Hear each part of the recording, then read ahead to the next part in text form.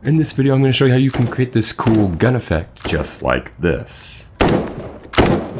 First, you just need to shoot a footage of someone holding and pretending to shoot a gun. Bring it into Adobe Premiere Pro and just place it on the timeline. Bring in your Muzzle Flash and you're going to place it on top. Right there, he gives that jerk. That's when I want to start.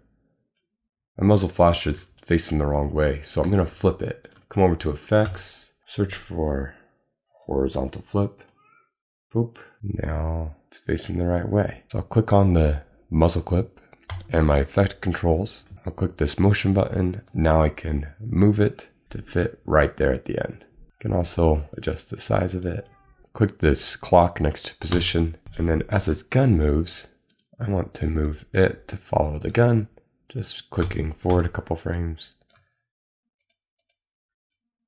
Now it looks like this. He shoots 3 shots. I'll do this for each time he takes a shot.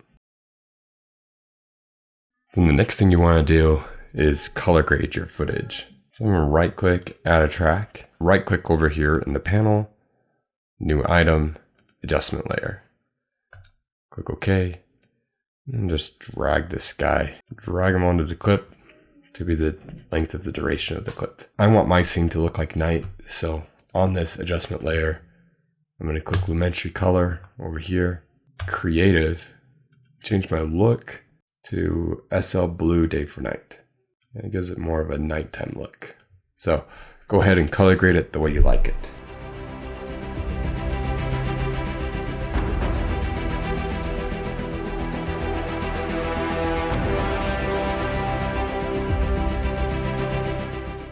Now that you got it color graded, then I would add another track. Bring my adjustment layer down. This time delete Lumetri Color. This time on Lumetri Color, I want to color according to that orange light. So I'm going to take it super orange and increase the brightness. Then click this mask. Put that over my guy. Adjust it. I'm going to increase the feather. I'm going to create another one of these masks by just clicking the circle again. It's just going to run along the gun.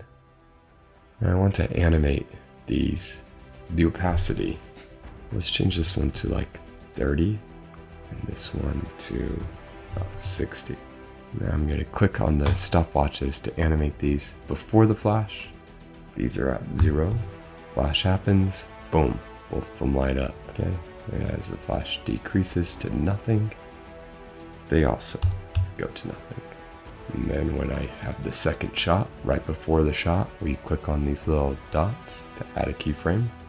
Go forward a frame, bump it back up, boom, boom, and decrease it back down. Boom, boom. And that's it.